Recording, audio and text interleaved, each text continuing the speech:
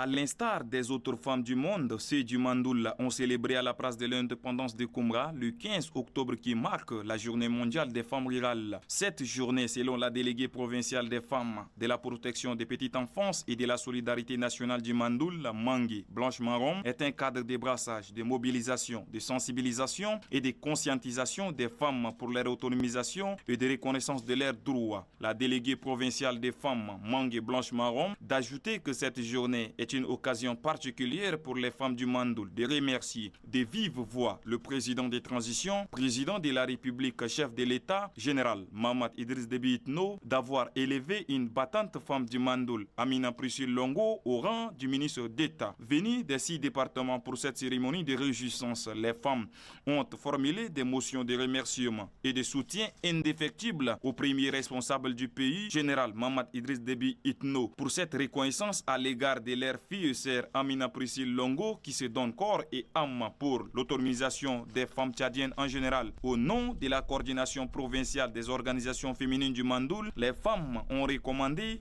au premier responsable du pays l'octroi des crédits agricoles aux femmes vivant en milieu rural car elles contribuent énormément au développement durable du pays. Pour le premier magistrat de la province du Mandoul, Adam Fortey Amadou, cette distinction très honorifique dont a bénéficié Amina Priscille Longo au rang du ministre d'État est la volonté politique du chef de l'État de traduire dans les faits les engagements internationaux et de l'attention qu'il porte sur la promotion et l'épanouissement de toutes les femmes tant qu'en milieu rural. Les danses traditionnelles propres du Mandoul pour manifester leur joie aux côtés de leurs filles et sœurs Amina Priscille Longo marquent le temps fort de cette cérémonie.